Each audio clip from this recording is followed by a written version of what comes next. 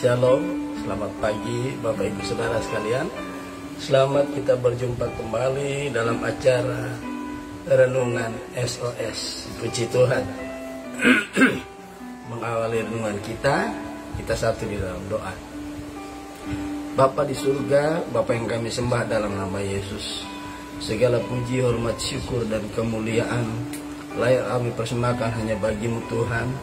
Sebab oleh karena kemurahan-Mu, kembali lagi kami boleh ada di hadirat-Mu. Terima kasih Bapa.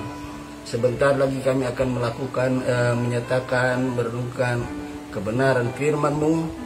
Mari Tuhan Roh Kudus menolong kami, agar supaya kami dapat menangkap pesan-pesan Tuhan melalui renungan yang indah di pagi ini. Terima kasih Tuhan. Di dalam berkat nama Yesus kami sudah berdoa dan mengucap syukur kepada-Mu. Haleluya. Amin. Puji Tuhan, Bapak Ibu Saudara sekalian, renungan kita pagi yang indah ini sudah masuk pada bagian yang terakhir, ya, yang masih dalam nas yang sama, yaitu yang terdapat di dalam Matius pasal 3 ayat yang ke-12, ya. Matius yang ketiga ayat 12, demikian bunyi firman Tuhan. Alat penampi sudah di tangannya. Ia akan membersihkan tempat pengirikannya dan mengumpulkan gandumnya. Saya bacakan sekali lagi ayat nas pokok kita pagi yang indah ini, masih terdapat di dalam kitab Injil Matius pasal yang ketiga ayat yang ke-12, demikian bunyi firman Tuhan. Alat penampi sudah di tangannya. Ia akan membersihkan tempat pengirikannya dan mengumpulkan gandumnya ke dalam lumbung. Tetapi debu jerami itu akan dibakarnya dalam api yang tidak terpadamkan. Nah, saudaraku yang kekasih, bagian akhir ini saya akan memberikan subtema gereja harus dibersihkan, ya. Puji Tuhan. Nah, saudaraku, di sini dijelaskan ada 3 hal di sini, ya. Ada gandum, ada jerami, dan ada alat penampi, ya. Gandum di sini adalah berbicara tentang orang percaya, ya. Gandum ini adalah orang percaya, ya. Dan jerami, debu dan jerami itu bicara tentang kehidupan atau sifat-sifat kedagingan manusia, ya, atau orang percaya. Yang terakhir adalah alat penampi. Saudaraku yang kekasih, gereja Tuhan adalah calon mempelai daripada Kristus, ya. Sebagai calon mempelai Kristus, tentunya harus sesuai dengan kebenaran firman Tuhan, ya. Gereja harus bertumbuh semakin hari semakin baik di hadapan Tuhan, semakin tidak bercacat celah, ya, semakin cemerlang di hadapan Tuhan, sebab akan menjadi calon mempelai Kristus, ya. Nah, saudaraku, untuk itu, ya, gereja itu harus dibersihkan, ya. Tempat pengirikannya ini berbicara tentang gereja Tuhan harus dibersihkan dari hal-hal yang tidak berkenan kepada Tuhan, ya. Gereja bagaikan gandum, ya. Gandum adalah kebutuhan pokok, ya, bangsa Israel, ya. Makanan mereka berasal dari gandum, ya. Ada yang dari jelai, ya. Itu dibuat makanan pokok mereka. Nah, saudaraku yang kekasih, gereja Tuhan ini harus menjadi calon mempelai yang begitu bersih, ya. Begitu bersih, bebas dari debu dan jerami. Sebab apabila gereja masih ada debu dan jerami, ini sangat tidak disukai oleh Tuhan. Itu sebabnya harus dibuang, ya. Debu dan jerami itu harus dibuang, ya. Nah, mari kita lihat Kolose pasal yang ketiga ayat yang ke-5, ya. Kolose pasal yang ketiga ayat yang kelima. Kolose ayat yang ketiga, pasal yang ketiga ayat yang kelima berbunyi sebagai berikut. Karena itu matikanlah di dalam dirimu segala sesuatu yang duniawi. Jadi kalau berbicara tentang debu jerami, ini berbicara tentang ya hal-hal yang tidak boleh ada di dalam kehidupan orang percaya. Ya. Debu dan jerami ini berbicara tentang keinginan-keinginan daging yang merusak kehidupan kerohanian kita. Ya. Bagian A tadi berkata, karena itu matikanlah dalam dirimu segala sesuatu yang duniawi. Ini adalah sifat-sifat kedagingan manusia, ya, antara lain, ya. Ayat ini selanjutnya berkata, yaitu percabulan, ya. Ini adalah dosa-dosa keinginan daging, ya. Salah satu diantaranya adalah percabulan. Saudara yang kekasih, di hari-hari ini, ya, berbicara tentang percabulan keinginan daging ini, ya, itu sangat luar biasa bekerja, ya. Itu akan coba menghancurkan gereja Tuhan. Dosa-dosa, sifat-sifat daging ini akan mempengaruhi kondisi daripada gereja Tuhan. Percabulan apalagi, ya. Orang akan hidup di dalam dosa-dosa percabulan, ya. Kemudian dikatakan kenajisan, ya. Kenajisan, hawa nafsu, nafsu jahat, dan juga keserakahan yang sama dengan penyembahan berhala. Serakah itu diidentikan dengan penyembahan berhala, ya. Kenapa? Serakah seolah-olah, ya, manusia hidup itu untuk, ya, makan. Sebenarnya makan itu, manusia hidup bukan untuk makan. Makan supaya kita bisa hidup, ya. Ini harus kita perhatikan. Manusia hidup itu bukan untuk makan, tapi makan supaya kita bisa hidup. Nah, kalau serakah, orang itu keinginan dagingnya luar biasa. Dan serakah bukan cuma masalah keinginan daging, ya, ada juga, ya, serakah terhadap kekayaan, serakah terhadap, ya, jabatan atau kedudukan. Dengan serakah dalam hal ini, itu sudah menghalalkan segala cara, ya. Biarlah kita hidup untuk Tuhan, mati untuk Tuhan. Artinya kita hidup bersih dari dosa-dosa yang tidak mengganggu kehidupan kita. Keinginan daging ini sangat berbahaya, ya. Itu sebabnya bagian A tadi, karena itu matikanlah di dalam dirimu segala sesuatu yang duniawi. Itu yang berasal dari dunia, keinginan daging. Tubuh kita, ya, berasal dari dunia. Roh kita itu berasal dari atas, ya. Nah, keinginan dunia ini di dalam 1 Yohanes 5, ya, kita lihat di 1 Yohanes 2 maksud saya, kita lihat dari ayat yang ke-15. 1 Yohanes pasal 2 ayat yang ke-15. Demikian bunyi firman Tuhan. Janganlah kamu mengasihi dunia dan apa yang ada di dalamnya.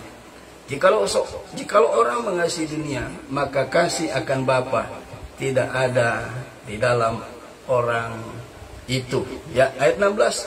Sebab semua yang ada di dalam dunia, yaitu keinginan daging, keinginan mata, serta keangkuhan hidup, bukan berasal dari Bapa, melainkan dari dunia. Ayat 17. Dan dunia ini sedang lenyap dengan keinginannya. Tetapi orang yang melakukan kehendak Allah tetap hidup selama-lamanya. Kita lihat keinginan daging, ya. Itu harus kita matikan, dalam arti kita serahkan kepada Tuhan agar supaya keinginan daging itu dimatikan, ya. Kita lihat di dalam Galatia pasal 5 ayat yang ke-24. Galatia pasal 5 ayat yang ke-24.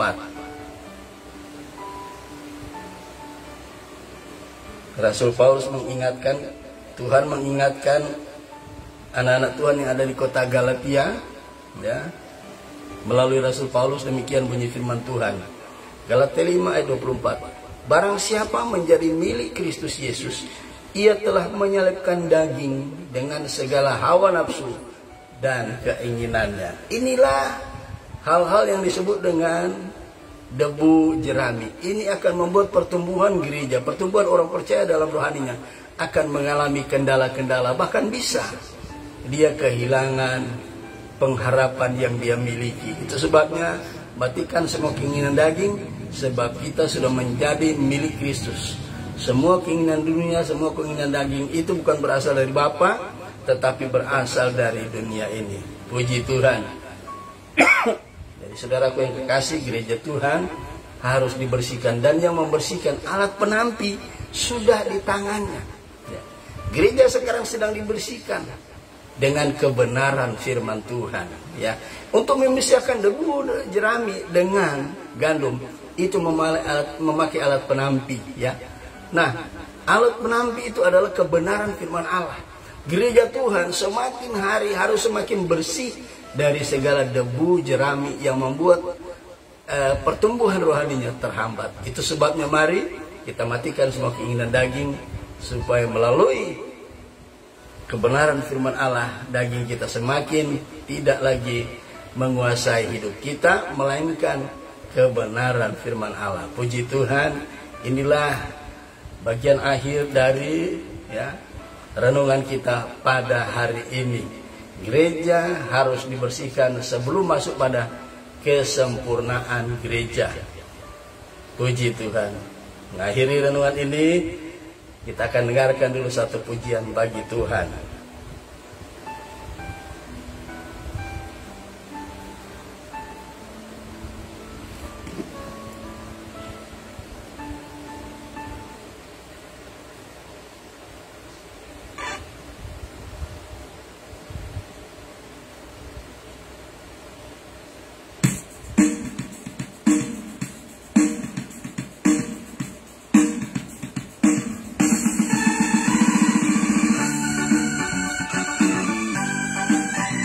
Haleluya, haleluya.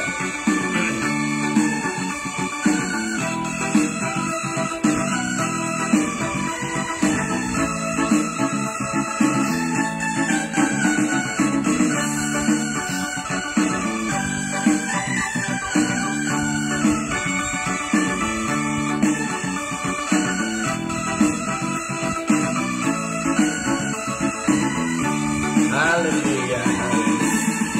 Begitu besar kasih Allah pada kita, diberkatilah anak cucu kita di mana-mana. Tuhan mengubah miskin dan menjadikan kaya, Dia merendahkan dan meninggikan juga.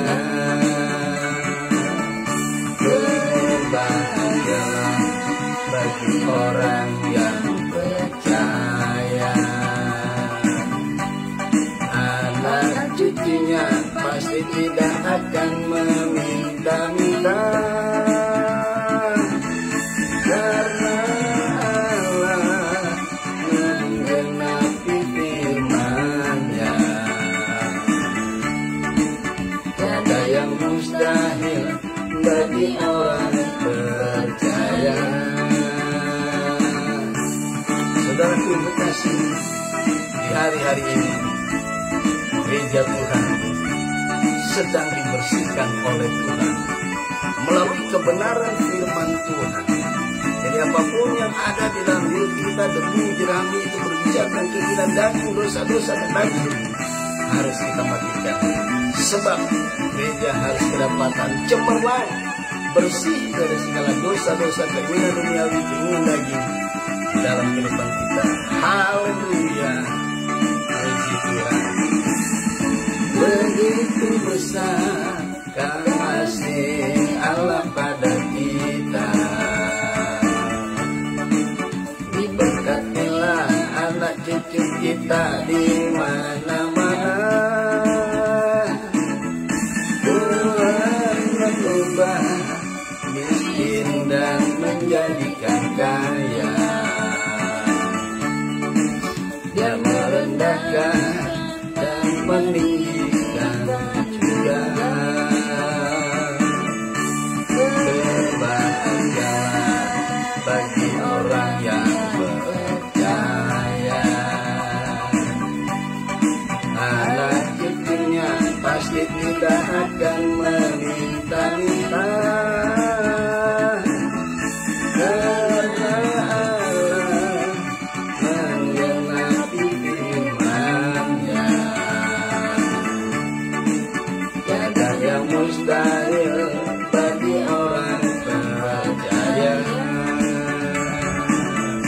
Berbahagialah bagi orang yang percaya. Anak cucunya pasti tidak akan meminta-minta,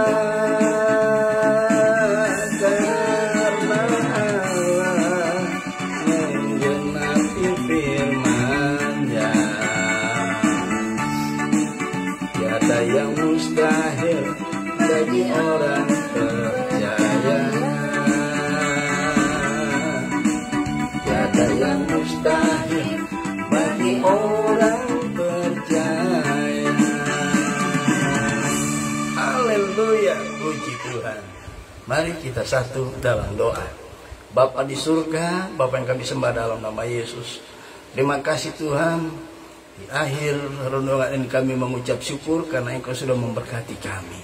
Bahwa betapa pentingnya kami diingatkan kami harus bersih dari dosa-dosa yang akan menghambat pertumbuhan rohani kami.